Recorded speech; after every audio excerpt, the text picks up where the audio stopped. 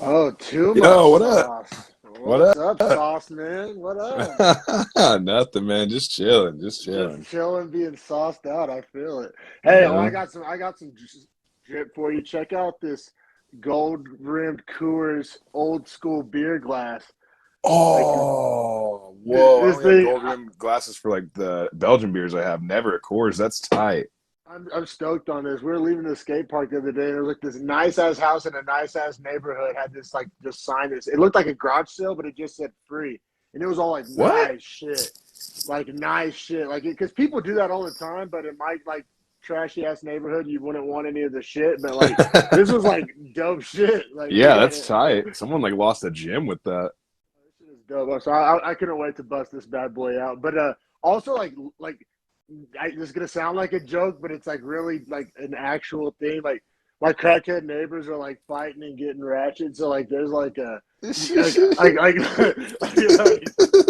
it may or may not interfere with today's episode. Like it's, as I said, it's not without. It's not out of like the realm of like possibilities that like something goes down. Now, like Oh Jesus. my God. I hope So I hope for our sake in the show that it just me happens too. in between the episodes. Right, like Jesus Christ. I hear him going at it. Like if you hear screams in Can't the background, I don't have any hostages back here, I swear. it's not you, it's them. Jesus Christ. So yeah, we should be in for a good one here. But yeah, man, UFC 273, man. I guess let's just say like kind of broad stroke takeaways and then we can dive into these early prelims. Yeah, for sure. Because I did have some big broad stroke takeaways, which there's a couple things. Like I think there's two or three fighters on this card that we might have seen the last of them after their performances in these fights, and I'll make sure to note that as we go along because I think Okay, there's some okay. people that just didn't really show a necessary UFC acumen, which Mm. I mean that's the number one thing you got to have, right? Is like the ability to at least compete with those people. But other thing I was going to say is, did you feel like the main event wasn't even close to being the main event of this card? Man, I'm not gonna say that because, and here's why. Here's why. Because I was asking myself that question as it was happening, right? Because that was kind of the general storyline, the people's main event. I think both can be Yeah, true. I think you can have like the people's main event, but also still have like a legitimate main event. It wasn't like it was a Colby, Jorge main event. You know what I mean? I think that like it wasn't Mickey Mouse. Like well, no, no, Volkanovski. no, no. Like it was for a belt, and it's a top five guy fighting him, and it's one of the guys that hasn't got the chance to fight him. So I get it that Zombie gets that opportunity Well, because and watching Volkanovski fight, bro, it was like watching like, oh, it was masterful. It was artwork. dude, it was like watching like a an engine pistons of a Ferrari, just like in super slow mo Oh, it was HD. You know what I mean? Like, yeah. It showed me that like he is justified in being the champion and not having to fight Holloway again immediately for their third time. I mean, the like Ortega fight, as I think voted for last year as fight of the year.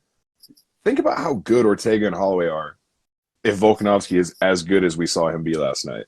yeah, no, and yeah, no, Volkanovski. So that's what I'm saying. Like, I didn't get to because of Volkanovski, my respect for him and his skill level. I didn't feel like when we got to the main event, I didn't feel like at any like type of like letdown or anything like, oh, this Uh, wasn't that. it I wasn't didn't like I feel was that way. let down. It wasn't like I was let down coming into the main event. But what I mean to say, I guess, is the hype and the buildup between Sterling and Jan. I know they're a weight class lower, but like their fight was so much more. The story was Don't so get much me better, started man. on that one. Don't get me started. I know, I know. We can't get too deep into that one, but the story on that fight is so much better and so much easier to sell, in my opinion, than Volkanovski. But they're trying to just be respectful to Volkanovski Exactly, bro. and Like recognize how great he is, which I get. But like I said, as a man, a main fan event perspective, fighter, I a know, main event fighter. but I'm saying No, when it's a rematch for a belt after a DQ and a year in between, and then you made Jan go through Sandhagen and he did it masterfully, and everyone hates Aljo, it's like, well, that's easier to sell the pay per view, I think.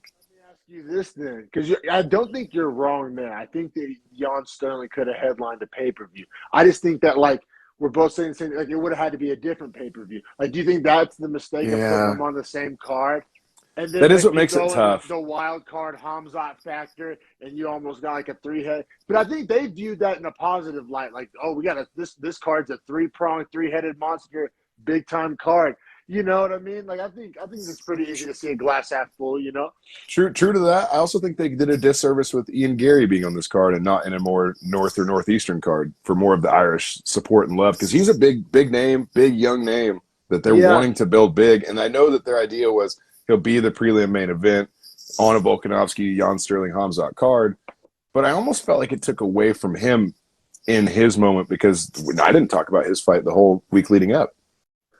I was stoked for it. I mean, I was too, but I didn't know how much I talked about it just because right. You know, other people ain't as familiar with him. You know what I mean? I was like just talking to casual people, you know, at the bar or whatever. But like, I mean, I was aware of it. I was stoked for it. I bet on him.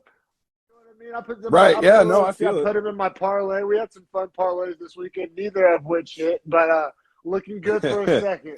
Dude, man, if Piotr Jan could have just put it together a little sooner, I think we were in the money on that think one. I already got next week's bet, bro. I'm hooked. Do you? Need to call the fucking helpline already. But no, seriously, bro. I'm telling you. Muhammad Luque to go the distance I don't know what the number is on it, but I love that bet. Here, I'm on Best Fight Odds. I can tell you real quick. But also, I think that's a good parlay into this card, because, I mean, one of the parlays you had was like a 7-leg parlay starting with Julio Arce against Santos. Like a real motherfucker out here putting 7-leg parlays down. It looked good on paper, boy. I'm telling you, I felt good about it. All right, so just to go the distance, not to pick a winner? Yeah, I think that's a smooth bet. Okay, let's see. And where if you is like a fight? winner, you can pick a parlay then. Fight goes to decision. Currently is floating right around minus 120. That's about what I expected. I'm getting good at this. That's exactly what I would have predicted, like minus 115, minus 120. This is where gambling starts to run your life, bro. I tell you, whenever you're like, yeah, I know the lines, which means I know what it's gonna be. Good time. I swear. But yeah, I mean, we can go ahead and dive in. I would dive in. That is the bet. I can't even lie. Like, that is the bet. That's the fucking bet. That is the bet. Especially because both those guys are so hard to finish and so egregiously, like, just pressure style. They're relentless pressure. I just watched a Muhammad interview too, talking specifically about this fight, and he said that like he's not going to be lured into a fight, which means he's going to which means he's going to just try and grapple and fight 25. Yeah. Yeah, I'm telling you, that's the fucking bet. But all right, yeah, let's get to these early prelims before we head to our fucking rehab session, Red. And because, part of my 7-leg degenerate parlay was Julio Arce and Daniel Santos. I had Arce in it. I liked him in my parlay.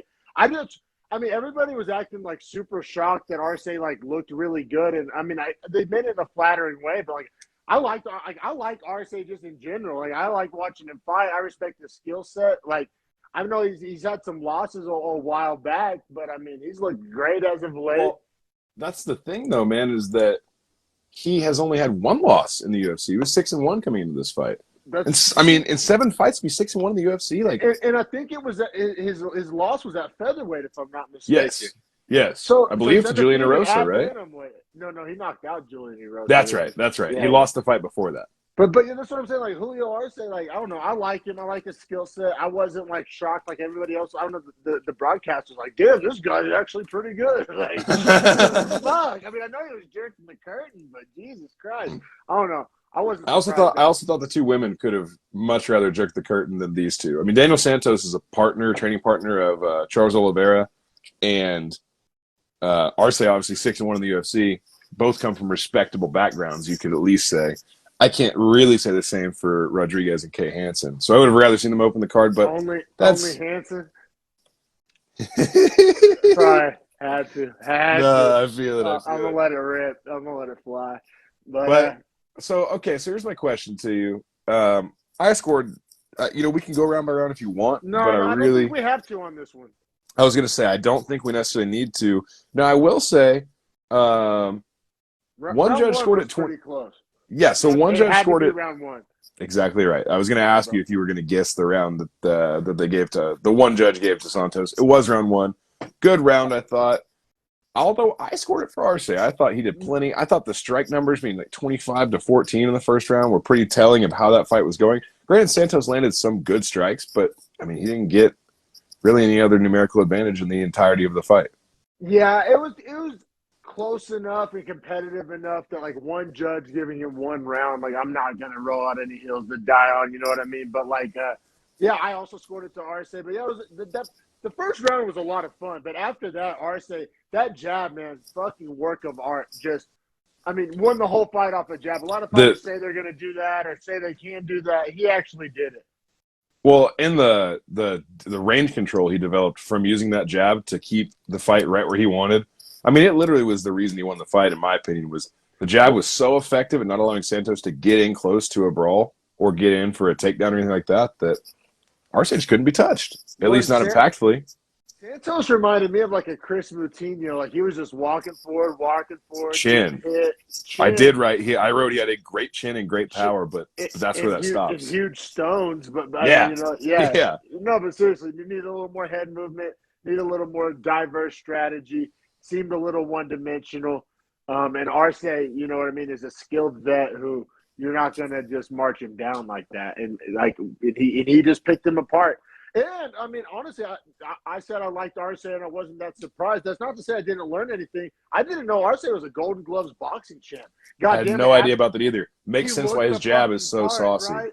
Look the fucking part. Like, because sometimes you'll hear these things like, I mean, you hear about, like, I don't know, you just hear about, like, fighters' credentials and then they don't fight to that style. Like, I don't know, you hear about Gilbert Burns' jiu-jitsu and then he just throws haymakers. You know what I'm saying? Like I mean, prime example. So, I mean, but to be a Golden Gloves boxing champion and look the goddamn part in 4-ounce gloves, that was impressive. Yeah, I totally agree, man. I think Arce deserves a higher quality of opponent this next fight. Now, he did miss weight by a half a pound.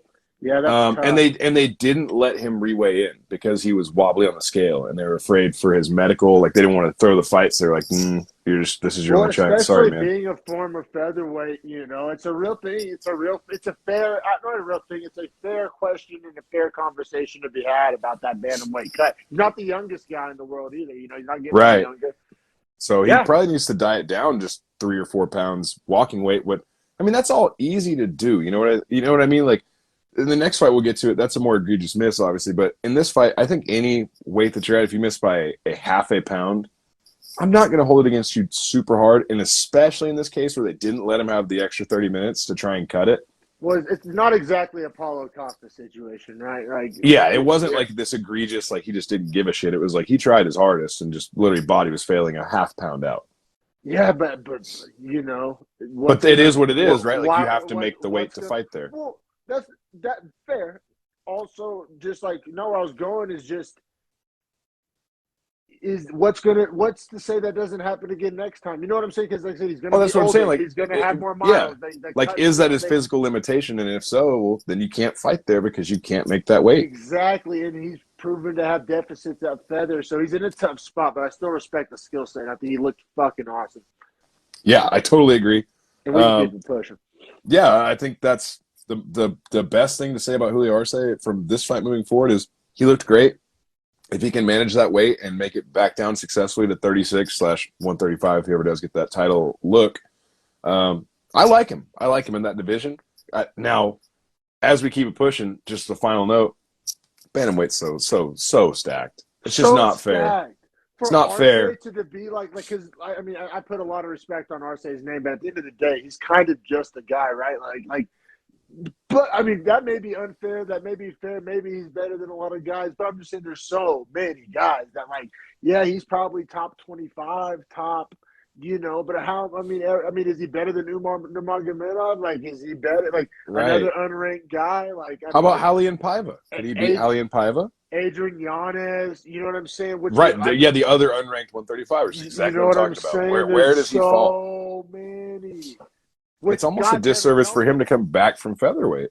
Featherweight would be easier to climb in. Yanez isn't a goddamn, like, wet dream for striking fans.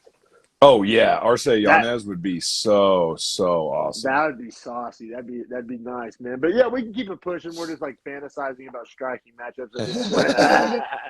Fair enough, man. So, next fight, we got another debut, which I will say for card placement purposes, them having back-to-back debuts in the early prelims, that's the right spot to put those people typically. There were some quality debutants. as they For sure. say Yeah, down south.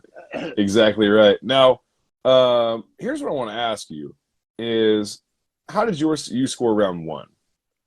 Round one, I gave it to Hanson. She had 3 takedowns. Granted, the first 2 were pretty like meaningless and like kind of like, yeah, whatever. But the fact that the third one stuck and like she was able to have some control time on the third one, Rodriguez, I don't think did anything spectacular enough to like really make me score higher than those takedowns and that control. I totally agree with you, man. I had round one to Hanson. I thought the first 2 takedowns were just numerical takedowns of like you got to take down the round. You have no control time, right? The third one, like you just said, was super important because that established control time and it gave a great visual effect at the end of the round with her being on top as the horn blows, right? So I Well, think with all that, none of those takedowns were met with like a lot of resistance either. You know what I'm saying? right, right. Other than Rodriguez just being able to get up quick 2 out of the 3 times, yeah, she wasn't resisting the actual takedown itself.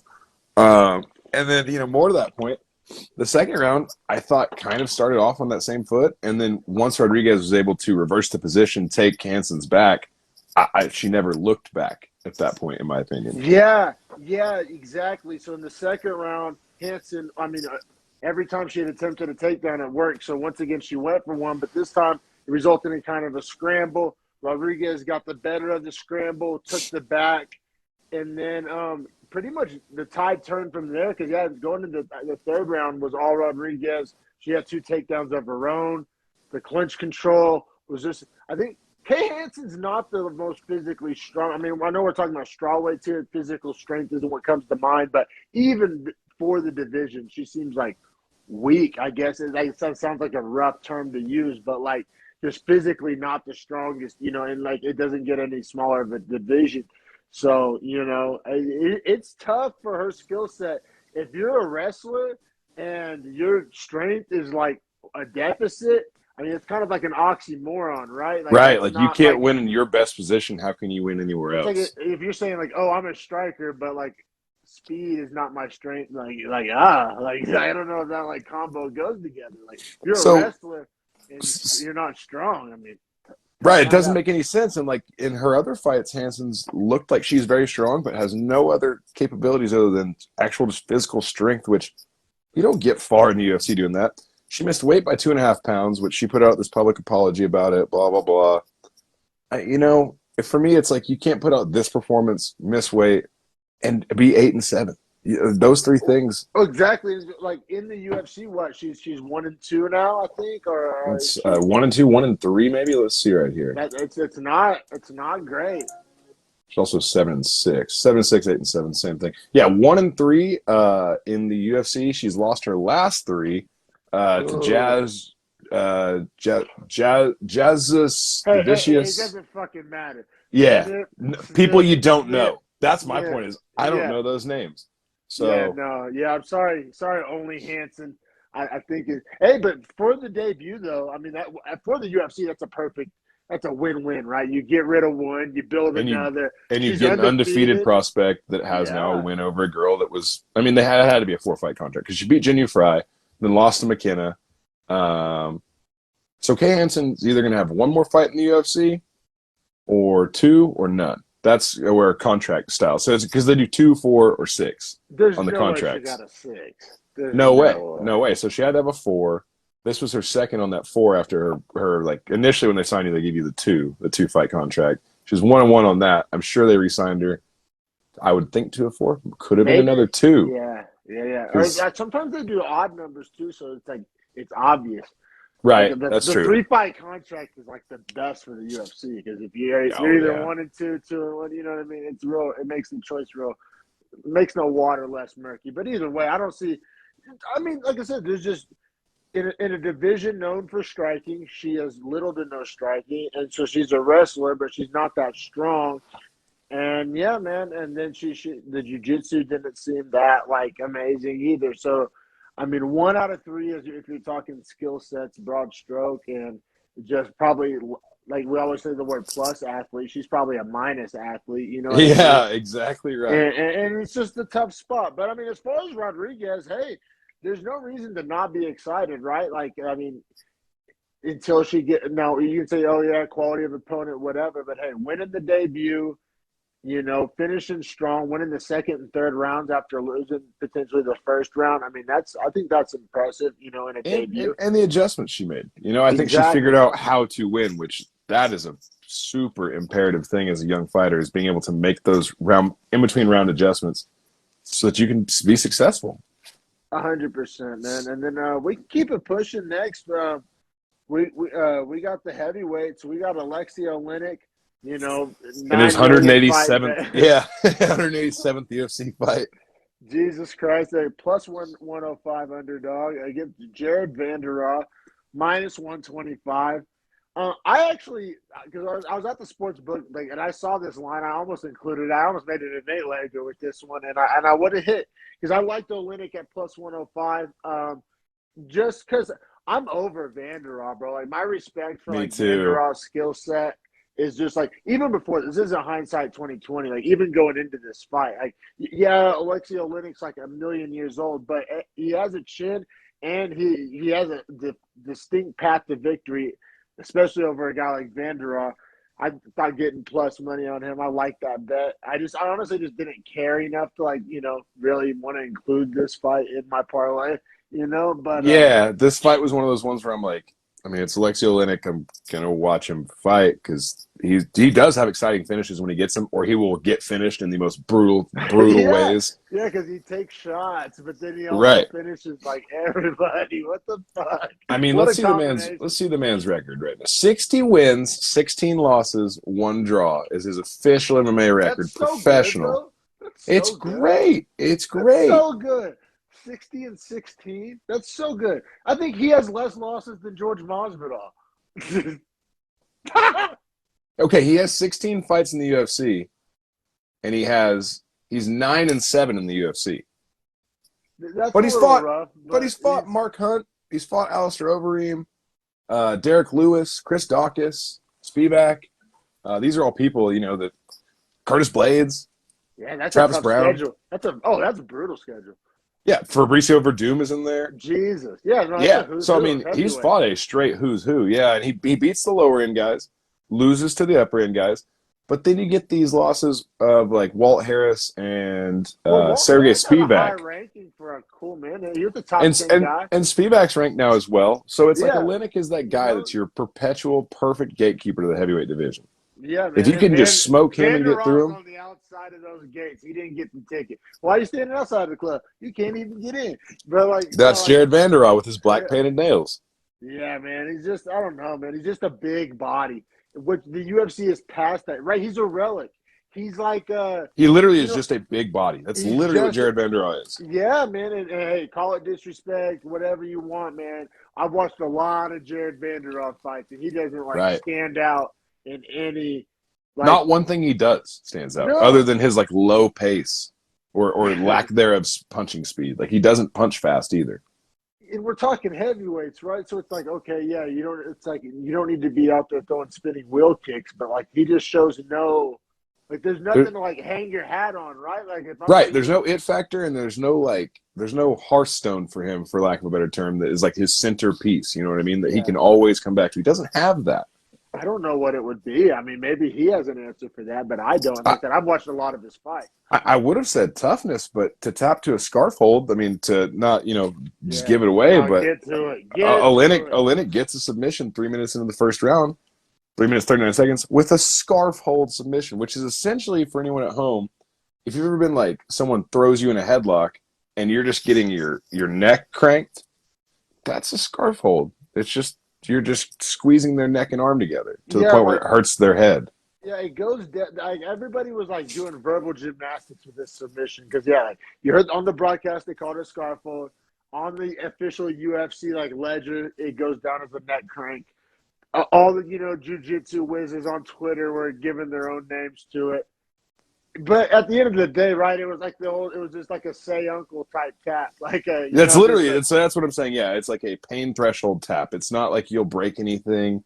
It's not like he can like well, and put you out with Vanderbilt was winning oxygen. the round. I mean, in classic Olynyk fashion, he didn't get out of there. You think, oh, first round sub, he must have got out of there not too much, out too bad, not at the office. No, he took a goddamn pounding. unnecessarily. Like, or maybe it was necessary because he had Vanderhoff to get in range. Like that Vanderhoff kind of started. fought a dumb fight as far as his approach to it, in my opinion, too. Whenever he went to the ground with Yeah, him, got his back, yes. had hooks in, was trying to grapple, lost control, and then got his own back taken. If he would have made Olynyk stand back up, he could have won the round. I still don't know if he would have won the fight, but he would. He was well on his way to winning the round. He 100%. chased Olynyk to the ground, trying to take his back. Oh yeah, with your slick jujitsu, fucking Vanderhoff. Really? Is that what was you were about to submit Olynyk? Is that what was about to happen? Like, come on, man. That's my thing is, what is Alexei Olynyk's one path to victory? It's the Only. exact opposite as Derek Lewis, right? Like, if he was grappling with Derek Lewis, I'd be like, keep doing that. Don't let him hit you. Yeah. With Alexei Olynyk, it's like, do not get close to him. Just throw strikes. Yeah, man. Because Alexei Olynyk cannot throw strikes. In 77 professional fights, you'd think a man would learn how to throw an overhand right. He still can't do that. Yeah, he was like doing like windmill punches, like he's in like a schoolyard, like He's throwing a baseball. Like, yeah, it was a. But hey, Alexei Olynyk gets the win. Win number what? 67. Win number 60 gets the official 60th win. God damn! I mean, like I said, it's kind of tongue in cheek, and yeah, it's whatever, and yeah, we're kind of putting down Jared Vanderbilt, but hey, keep getting wins at Alexei Olynyk's age, man. That's awesome. He trolled a little bit in his post fight. Joe's like trying really trying to get him to retire. Like, yeah, Joe was like, "So you're gonna retire like right now or tomorrow or like which of these next few days are you gonna retire?" And Alexei Olynyk was like 5 to 10 years. Yeah, he's like 5 to 10 years. It was kind of funny, you know. And he's 44. Yeah, no, I mean, I think he was trolling. I think for sure he smiled and laughed, but like in all seriousness, like as much as that is a joke. I mean, is he going to be fighting at 46 in there and just getting mollywopped and knocked out by young blood? Like, why not just retire right now, man? As a nice little win, a scarf hold. Hey, as long as there's Jared Vanderhoff to be sent packing, keep lining them up. Not to mention, like we just noted, 16 fights now in the UFC for Olynyk, which puts him in the highest level echelon of fighter pay for base from like Venom and UFC contracts. So like, his base pay has to already, I think, be like $125,000 for him to fight. Yeah, so I bet the UFC is just like, come on, man. Like, bro, like you're bleeding us dry. You don't sell any pay-per-views. I think his online like highlight, like Twitter. I think his Twitter reach is pretty good though. His interaction from the highlights they post of him getting crazy submissions because he's the only guy that can get Ezekiel chokes and scarf holds. True. That's interesting take on it. That's the only thing. That's I thought about it for so long last night. I was like, man, why do they keep this guy? And I'm like, well, he has to have good like social media interaction. Well, and he's getting wins, man.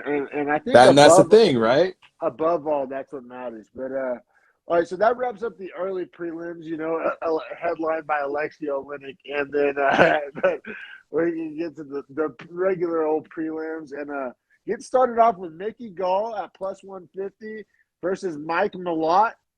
And if I would have known anything about Mike Malott, I would have not included this in my parlay. I picked Mickey Gall. I wanted to pick one underdog to, give a little juice to the parlay. You know what I mean? Yeah. Even though it was already a 7-leg, it needed to be juicier.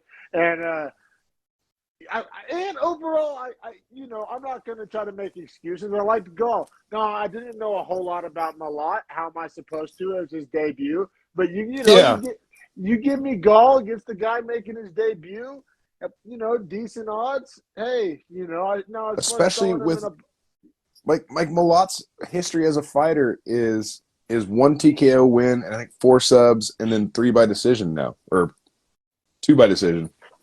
Now an extra KO in there. But my point in that is that makes you think like he's going to get wins by grappling. Well, Mickey Gall is great at grappling, not so much at striking.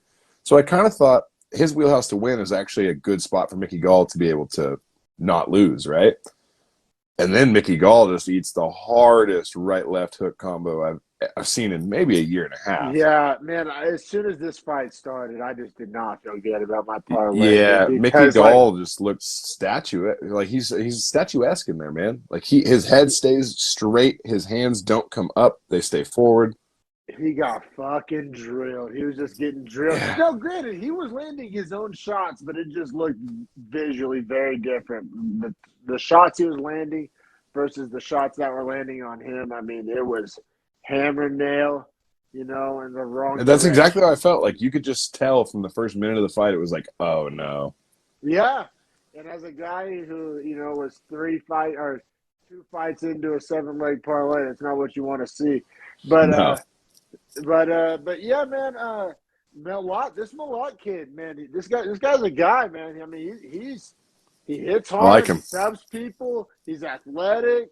He's not like scared to mix it up. He has that kind of that killer instinct. I mean, a lot to like, man. A lot to like. That's my biggest takeaway. I think coming away from this fight is Mike Block, great camp that he trains out of with Team Alpha Male. So he's got good coaching around him, good environment to be successful and grow. And then his raw skill set looked UFC ready for sure. Oh, for sure. Because, I mean, yeah, he beat the shit out of Mickey Gall. And listen, Mickey Gall's I don't think he's like by any means a can. So you're already proven, like, I don't think upper echelon, but like above the bottom layer of guys, like already off the rip. Unfortunately, I said I'd point out every time that I thought about it or noticed it, but I think we might be done with Mickey Gall as well, man. Well, honestly, that's what I was thinking because, I mean, now maybe this Mike Malott guy goes on to be, a real, top guy. But, Mickey Gall at this point in your career, getting knocked out in the first round to a debutante, it's tough. Well, and I would say since he lost to Mike Perry, that was June of 2020, so we're going to come up on 2 years of that essentially before he'll fight again, I think. For sure, almost with his medical suspension. But with that in mind, he's 1-3 in his last 4. Yeah. And he got a sub on Jordan Williams that was like a guillotine choke. So it's almost like I just don't know how much I want to hang my hat on Mickey Gall going forward. Yeah. No, I've learned my lesson the hard way. And now, granted, the parlay wouldn't have hit. It's like this is the only bet, but this was probably the worst bet that I probably shouldn't have included in it. But I was feeling spicy. Now we can keep it pushing to Aspen Ladd, and I'm so happy to see her back on the prelims. And you can call me a hater, but I had to watch an Aspen Ladd main event, and I'll never get that hour of my life back. And it was the worst main event I've ever watched. And I hold a fan grudge, and I'm not her biggest fan. And so to see her back on the prelims, did my soul good. Did my soul good? What didn't do my soul good was to see a number four ranked fighter, number 7 ranked fighter be so just blah to me. Like a 4-7 fight in any way, I should be a lot more invested. Well, we have a reason to not be invested in Ladd because she gave us the most snoozer main event we've ever watched, and that's the last time we've seen her. And then Raquel Pennington, right? We all view her as somebody whose probably best days are behind her. Now, maybe that narrative's going to change, but maybe not. So like I think there was just not a whole lot to be gained in this fight. I guess there was something to be gained for Aspen Ladd, to kind of just like hold on to a spot, prove she's not like, a Mickey Mouse top fiver. And then I guess for Raquel Pennington, I guess the top 5 status was on the line. Now, I think what this fight shows is the lack of depth at the bantamweight division. The depth, what we used to consider a deep division, turned into an old division real quick, didn't it? It's crazy, man, because you think about Holly Holmes, number 2. She's super old. Obviously, Nunes and Pena are going to have to fight again, so that's already done with, and they're also getting older. Yep. Caitlin Vieira and Irina Aldana are the 2 youngest girls, aside from Aspen Ladd, that are top 5. Aspen Ladd clearly doesn't deserve to be there.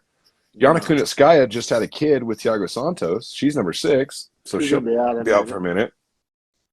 You got Misha Tate. You got Sarah McMahon. These are all super old people, man. Yeah, no, seriously. So, I mean, but I remember a couple of years ago when we started the, Beefy Boys, we were talking about the depth of the bantamweight division, but it just got old like overnight. Got old. Like an NBA player, just old overnight. It's too bad, too, man, because, it's not too bad, though, because what's happened is 125 and 115 have become great. They're deep as hell. They're young. Yeah. So it's kind of just that changing of the guard fluctuation. It cycles. Everything's cyclical in sports, for sure. which we talked about in our last podcast about how we love to see that happen. So with that all being said, I guess we can get into the breakdown of this fight. Yeah, I because mean, rounds 1 and 2 were absolute bangers. Like, I was actually really stoked because I was literally, I pulled out my pillow, I got my warm cup of milk, and I was ready to snooze because I know Aspen Ladd was fighting, and I put away the beer, I got some milk and cookies, and I was ready for a nice nap. And but hey, this fight was entertaining as fuck. now if she could have made it into a boring fight, that benefits Aspen Ladd, in my opinion, Well, because and I think round 3 looked how right. Aspen Ladd wanted the fight to look. That's exactly what I was going to say, man. Is 1 and 2 were not the kinds of rounds Aspen Ladd wanted to be fighting, and I think that was very indicative across all scorecards, the judges, my own. I'm not sure exactly how you scored round 2. I had 1 to Pennington, 10-9. I thought she was just the slightly more effective striker. I had round 1 to Pennington. I had round 2 to Pennington, but they were bangers. I mean, I said credit to Aspen Ladd for like mixing it up on the field a little. Like, so no, that's not where she wanted it to be. But hey, when her feet were put to the fire, she was firing back, and I was happy to see that from her. Honestly, my takeaway from this was not that I'm so down on Aspen Ladd. It's that if she can just develop as a fighter, she has the raw skills to be really good. She just needs to put it all together and become a complete package of a fighter. I question if she has like that killer instinct, man. Like, I just don't. I do wonder about that. I don't see that. Like, I don't see that mean streak, which you can say is not necessary. I think It kind of is. It's super necessary. I don't know. Yeah, It was a softball, yeah. but no. That's just how I feel. Like, when I see her fight, I don't. I feel like she's one of those fighters that's probably great in the training room, right? Like, she probably has a bunch of like Yes. practice stories and like, but as far as like being in an actual fight, like not the techniques, not the strategies, I think she has all that down.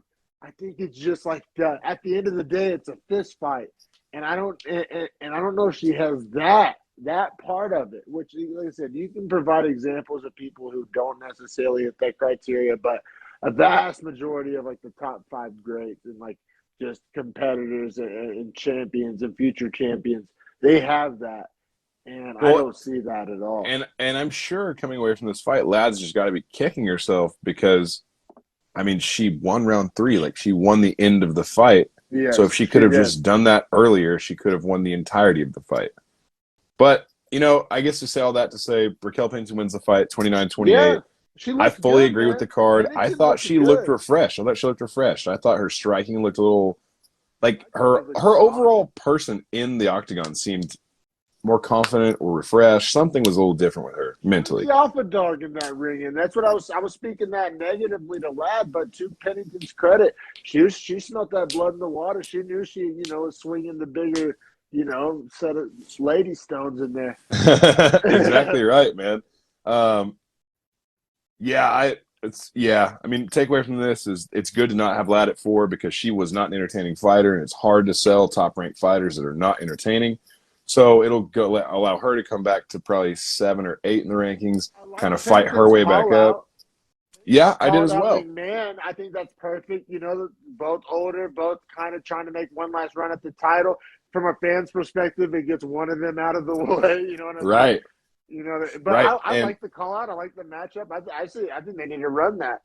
yeah, I think that's a great call out. It's not a boring fight necessarily. It's a matchup of kind of the same thing that she just went through here with a Yeah. super powerful grappling woman that wants to just press physically Yep. against her ability to strike and hopefully stay away if she is to be the winner. Yep. I completely agree, man. I'd be So down to watch that. I thought takeaway from this fight is, very first I was like, man, Aspen Ladd is just embarrassing for the division, blah, blah. And then I started thinking, I was like, you know what? It's good for Pennington No, it because is she good looked for good, Pennington. and It's and glass I think half she full for deserves Pennington. she deserves the praise as much as Aspen Ladd deserves the negativity. And I'm glad we gave it to her for real, because I know usually what we do is like, oh, this person deserves praise, and then just shit hammers the other person for a 15-minute clip. But no, Pennington, she did her thing. She didn't look like she was like done or washed. And I like the McMahon call out because Gets her up there. They're both, like I said, similar age, similar last run. Yeah, I like it a lot, and we will keep it pushing. To Anthony Hernandez coming in at a minus 190 favorite against Josh Fremd. Crazy name, I like it. Yeah. My wife just kept saying the name Fremd. Fremd. Yeah, I kept saying it too. I was like, that's a weird name. Making his debut at plus 160, middleweight division. I mean, relatively close money line for a debut, you know. Also a tough debut opponent. Yeah, Hernandez. So he's the one that choked out Vieira, the world jiu-jitsu champion. So I mean, speaking of choking people out, and we'll get into it when we go round by round with this. Hernandez needed to quit trying to do that. He needed to work for a real position and quit just jumping to submission attempts. Yeah, it's the jiu-jitsu version of knocking a guy out, and then your next fight you just come out looking for a knockout. Like he literally was just like because he kind of caught Vieira. Oh, no, he didn't. He did for sure. He got beat 10-8 in the first round. He, yeah, exactly. It was like you just grabbed a guy that literally already had no air in his body and just held off the air for 5 seconds, which was enough for Vieira to tap. Exactly right. And so against a fresh guy, a young lion making his debut, to try to employ that same strategy, not advisable, you know? Yeah, no, it's not a winning thing to do typically. Now, I say all that to say this. Hernandez looked to be the more effective fighter in almost every facet, but the caveat to that being Fremd was right there with him in every instance. Yeah. You know, round one I thought was firmly for Hernandez. He had 3 takedowns. He had the sub attempts. He had some nice clinch strikes. Round two was actually very close. I give round two to Fremd. You know, he was winning the positions, and then at the end of the round, he really started to let the striking go. So I going into the third round, I had it tied up. Your scorecard looked the same I did way? as well. 2 of the judges had it 20-18 for Hernandez, which I'm not going to argue with them on, but I do think round 2 was much more in Fremd's favor than it was Hernandez. Close round though, so it's not like egregious, but we both saw it the same way. So I think that says something, you know. You know, and I think round 3 actually exemplifies everything that we're talking about, where Fremd just kind of ran out of gas from the pace of the fight and having to try and stay with Hernandez and all the damage he had been taking. Hernandez is a motherfucker in the grappling. Like, he really is. And I think he stopped, like, kind of going for Hail Marys, went for some control. He started to fight smarter. Triangle. So, I mean, he's still – but see, that's why you can do both, right? He had 4 minutes of control, and then you go for the crazy sub when the guy's fucking, you know, close to being done. Right. It's like that should have been your lesson from the Vieira fight. Not that you can just choke anybody out whenever you want, but that you got to get a guy done, and then you can do whatever you want. You know, I think that he had the wrong takeaway from the Vieira fight. Right, yeah. It's like when they're gassed out, that's when you hammer down. You know what I mean? Oh, yeah, no, for sure. But, like, he kept trying to get that choke whenever a friend was still fresh. And, like, yeah, he had to. And Fremd seemed to be a plus athlete, which allowed him to have a lot of explosive power, so he could explode out of the chokes way easier than I think what Hernandez is used to. For sure. And Hernandez gets the decision victory, which I think he deserved. But also, Fremd looked good in his debut. I don't think he's, like, trash. I don't think he's, like, over his skis. I think, you know, he needs to win his next one. But I think he can correct a few things. I think he can be a dangerous guy, you know, given the right matchup. You know, it's a middleweight. So not the deepest division. Some of those lower-end guys, I think Fremd could have some fun fights ahead of him. Definitely think he has some fun fights ahead of him. I think guys like Jordan Williams or the Beverly Hills Ninjas, Jordan Williams, or there's a couple other guys that his matchup would be a lot of fun with, just as the athleticism stands on its own. But then for Hernandez, I think him moving forward, he's getting close to trying to fish up a top 20, almost top 15 guy. Yeah, he's getting there, right? I mean, the wins are stacking up. I mean, and they're impressive. Like, I think he looks good in all his wins. He used to be an LFA champion. I think the clear matchup is there in my mind, which is Dricus du Plessis. He used to be a champion for KSW at 70 and 85, and du Plessis said he wants to stay at 85 in the UFC. I think that's a great matchup. I want to say he's had a couple of fights fall through. I think he's a guy who's been Yeah, booked and then somebody gets COVID or tweaks an ankle or yeah, whatever. I think he's looking for a fight. I think that right. hey, And you might be onto something. that's kind of how I felt, man, with them having the past history of champions in other organizations. Well, let's see which one of you deserves this top 15 shot. Because I think if those two were to fight each other, they get to fight the back end of 85, which currently is going to Yeah, be what does that look like? What does that look like? so 13 through 15 is Muniz, Weidman, and Shabazian. Okay, so we have clear opinions on all these guys. Muniz is Hey, an absolute stud killer. Future top he's five moving guy. up. Yeah, He's I think moving he's a up. future top five guy. Weidman, he's retired in my book until proven otherwise. Until proven otherwise, like I think the UFC is doing him a favor. Maybe he's getting some type of checks out of the deal. I don't know. I think he's retired. I mean, he's retired in the Beefy Boys rankings for sure. And then five Shabazian. We've made our opinions on Shabazian very clear on this show. Pretender, not contender. But he's got a name. Him and Weidman have names that you could build these other guys off of if they can get I those agree, wins. but Wyman, I mean, he's retired, bro. Like have you seen him? He's weighing like 230 right now. Is he? They showed him. He made a cameo on 273. He's fucking huge. Yeah, he trains with Sterling and all those guys up Yeah, there. Yeah, exactly. great. Ray Longo, yeah. Longo, Yeah. Sarah Longo Jiu Jitsu, whatever it is. But Yeah, so I man, think I think those two guys that are named fight, and they get the opportunity to maybe fight a Shabazian, Weidman if he gets off the couch any day. Other thing I just noticed that is just a complete farce. There's four guys at 85 tied at number 4. Brunson, Costa, and Strickland are all ranked number 4. that's awkward. I guess Yeah, what the hell? that's just awkward. I mean, I think Ooh, a Costa Strickland fight would be fun though. See, I'm not convinced Costa's fighting at middleweight again because I don't think he can make the weight. I don't think so either. I But don't. I'm So saying if they were to fight, that would be fun. it'd be awesome. It'd be awesome. No. Have you not heard Strickland's booked against Alex Pereira? Strickland? Yes, the kickboxer that knocked out Izzy. Oh Fight's no. booked. They gave Alex Pereira number They did. They did. If that's not the UFC trying to tell you that they want him to fight Izzy, what the hell else can they tell me? Exactly. That's That I'm is here for all of crazy. it. I'm here for all of it. I'm here for Sean Strickland accepting it like a true gangster, unranked guy, fucking not giving a fuck. Yeah, he doesn't give a shit. If you pay him, he'll Oh, fight. He does not give a shit. love it. I love it. I'm here I do for love it. that. And also, Alex Pereira is a mentally like a straight monster in the cage. Like he'll try and walk you down. Dude, Jesus Christ, Yeah, he's like yeah, six yeah, yeah. four. Yeah, and he's shredded. So I Yeah. mean, and Strickland doesn't take a step backwards. So that's going to be a Gangster. super No, fun fight. Is that a fight super night main gangster. event? I hope so.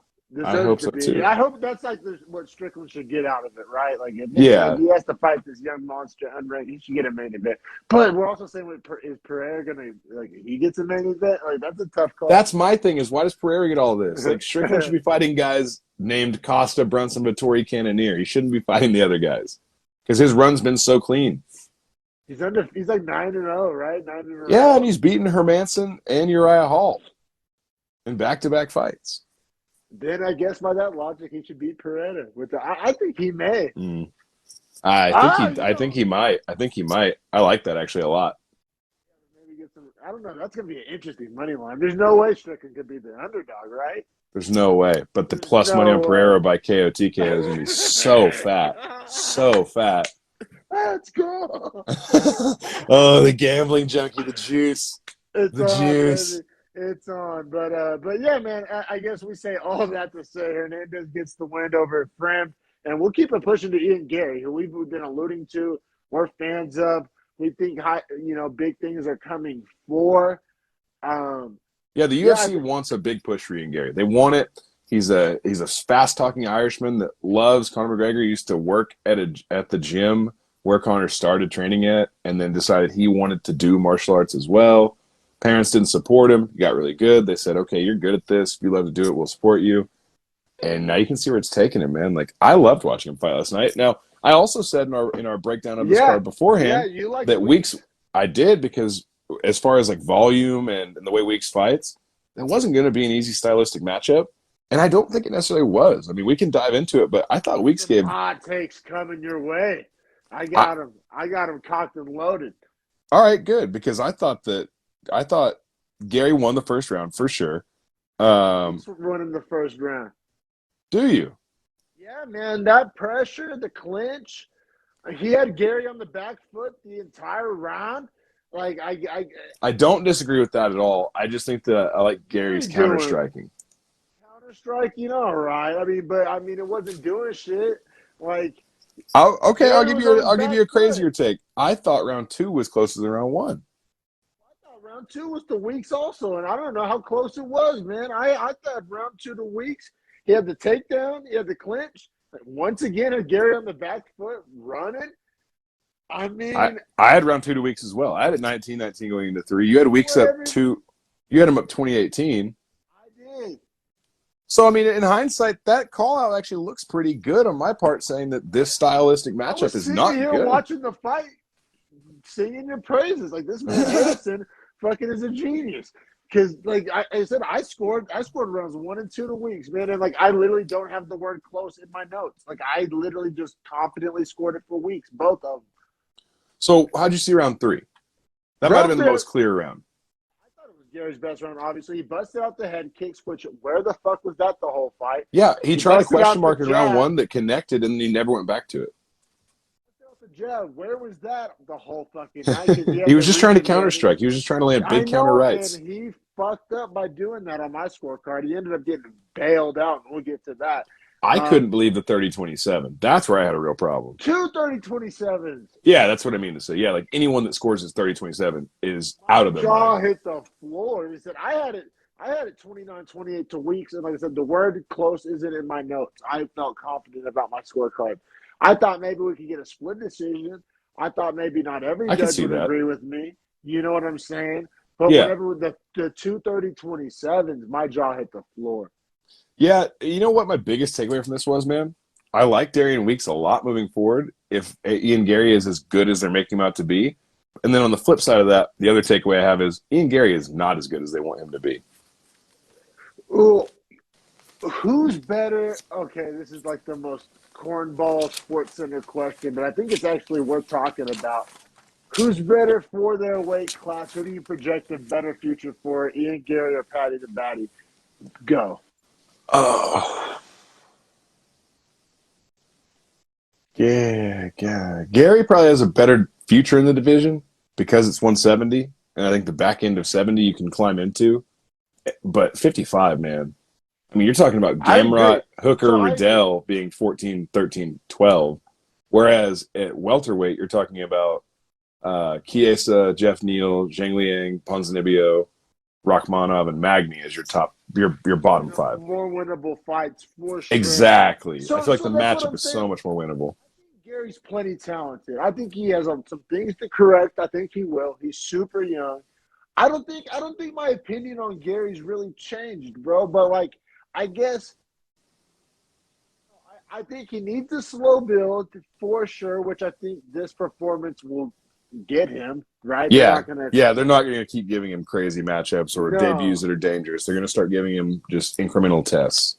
And I honestly think, well, granted, and so that's what's tough though, because he was a minus 365 favorite. So this was supposed to be on paper kind of a can they were tossing him, and he gave him all he wanted. Well, it's tough too because it's Weeks' debut in the UFC as the one contender series fight. 5-1 coming into this fight. I thought the dude was solid, man. When you look at like his record, who he's fought, how he got here, fight style, all that stuff. I don't know. It sounds wrong, but my takeaway might actually be that I'm pretty big on Darian Weeks. Wasn't his debut. I'm wrong. He fought Brian Barberena in December last year and lost in a Okay. unanimous decision. But either way, I don't hate Weeks. After all that to be said, I'm not seeing Gary's praises as much as I'm saying that I think Weeks was undervalued. Yeah, and when Gary's at no, I feel you. I like Weeks. He's tough son of a bitch, and Ian Gary's now 9-0, man. And like I said, I disagreed with the decision. I think he should be 8-1, but hey, my opinion doesn't count for shit. And he was the prelim main event, so that wraps up the early prelims and the prelims. Brings us to the main card, which I gotta say, This card was main card heavy, but I think it was heavy enough. I think the Yeah. juice was worth the squeeze. No, the main card, which I guess we'll probably dive into a second segment for, Yeah, but yeah. main card, I feel like we're about to spend more time on the main card for 5 fights than we did for these 7 fights. Yeah, and rightfully so. I mean, each of these fights, which I thought the first fight wasn't really like meaningful or for anything. I'm Man, was wrong. it? It I'm was though. wrong. It That fight was. was Was huge. meaningful. I didn't like walking into the week. I didn't think about it, but Vince Pichel at 14-2 and Marco Madsen 11-0 coming into it, and their weight and their skill set. Like I was blown away with Pichel way more than I ever was the last 3 times I'd seen him. For sure, bro. I can't wait to get into it. But yeah, we'll wrap this one up. Take a quick, 5 or whatever, however long, and we'll be right back and we'll talk this main card. Thanks everybody watching.